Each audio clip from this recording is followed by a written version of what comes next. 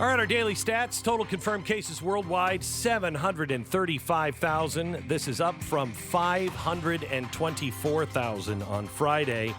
We are now hitting the doubling of numbers here in the United States.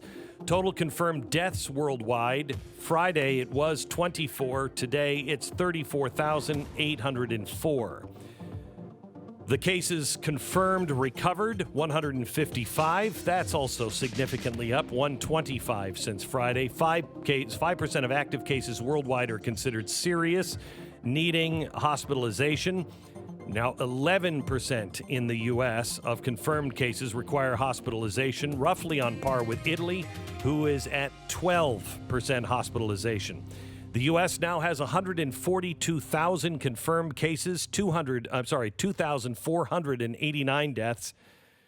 So, Friday, the confirmed cases were 85,000. Today, that number is 142,000 confirmed cases. Friday, we had 1,300 deaths. Today, we have 2,400. In the U.S., 20,220 citizens are officially hospitalized with COVID-19. Another 6,402 with presumptive positive cases waiting for test results. The United States of America now leads the world in total confirmed cases with 45,000 more cases than Italy, although Italy leads the world in deaths with 10,799 officially dead as of today. Let's look at some of the other news. Hey, we get to do this through April 30th.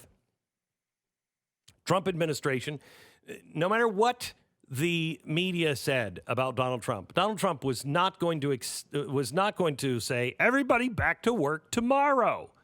He wasn't going to do that.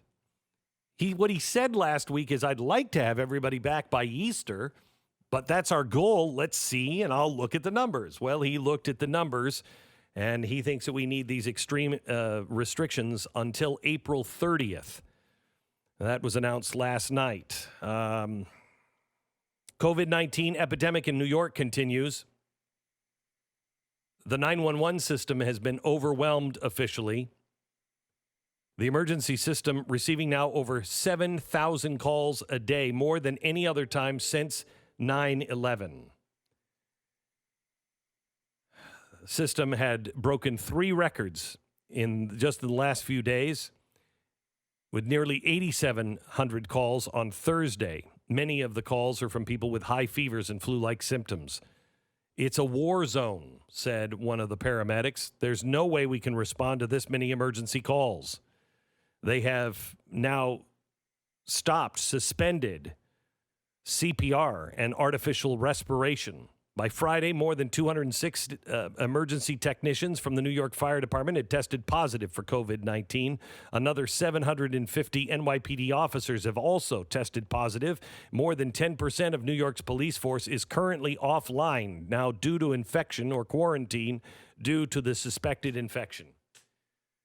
My daughter came to me and said, for the first time, I'm glad we moved out of New York, Dad. I can see why you said we should get out of there. Yeah. One paramedic who chose not to be named estimated over 20% of the 911 calls, 911 calls were going unanswered. 20%. No units responding. Yet another scene out of a Hollywood movie that we've only seen in movies. A field hospital being set up yesterday in Central Park. Meanwhile, people were still gathering in the park. The U.S. state-by-state travel restrictions and warnings have now gone into effect. CDC issues stark travel warnings to New York, New Jersey, and Connecticut residents, urging residents not to travel out of their home states unless it's in case of an emergency. Florida has restricted travel from New York, Louisiana, Mississippi amid the outbreak, forcing travelers to either turn around or submit to a mandatory 14-day quarantine.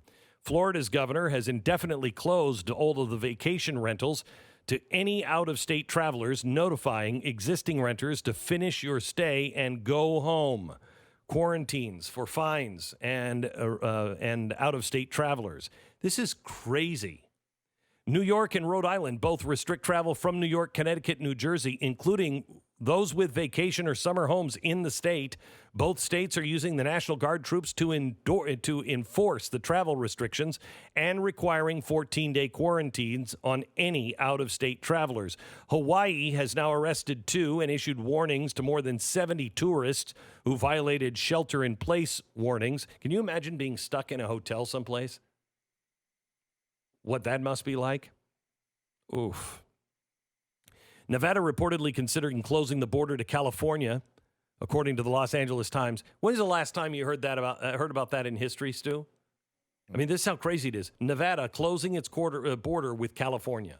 Yeah, I mean, that stuff Isn't that doesn't the Dust happen. Bowl? Yeah, I mean, it really just doesn't. It's not one of those things that happens. The same thing was being talked about with Rhode Island, as they're basically trying to quarantine people who are coming into Rhode Island from other states, initially starting with New York, but now supposedly to the entire country.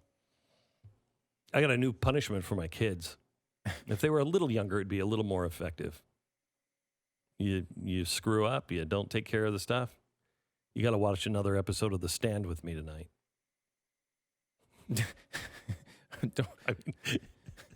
We're just living that. You don't think that would freak him out? Yeah. It'd freak him out. No, Dad, don't make me watch The Stand. It's really happening. I was amused that the number 1 and number 2 movies on Netflix was Outbreak and Contagion. It's like, you guys are in the middle of that one. Why are you watching it right now? Sounds like a bad idea. So we got a bunch of games. One of them is called Pandemic. And I realized why games aren't more popular. I didn't want to figure out how any of them worked. You're talking about just board games generally? Yeah, just board games. We got a bunch of board games. And, last Monday we had, what's his name? Rob Eno on, he's a game master. And so we said, give us the best board games. We got them all. I don't want to learn how to play any of them. Yeah. A lot of rules. They were all like, and then if this goes on, I'm like, nah, open up the next box. By the third game, my son said, you just don't want to play. And I'm like, yeah, could be. I just don't want to learn it. I don't want to learn it. You guys learn it, figure out how to play it, I'll watch, and then I'll jump in. But I'm not interested. I think it's the extreme guy thing.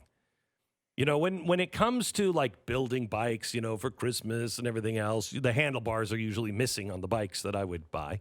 And be like, there was an extra piece. Missing. I don't know what happened to that piece. I don't like reading directions. But when it comes to board games, to have fun, read directions to have fun, I'm out. It really is.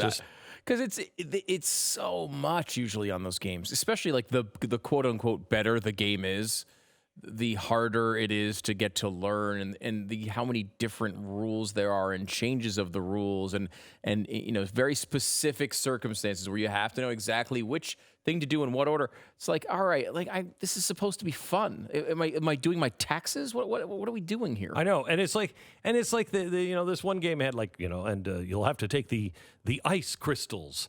You should have 12 ice crystals, and I'm like, ice crystals? What the hell are the ice crystals? You mean the little white plastic pieces?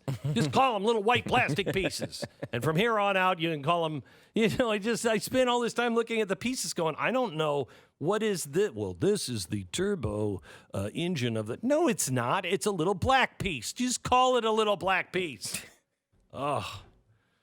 Anyway, just 1 week after the Mexican government claimed that poor people are immune... looks like the epidemic is evident now in Mexico. I love this.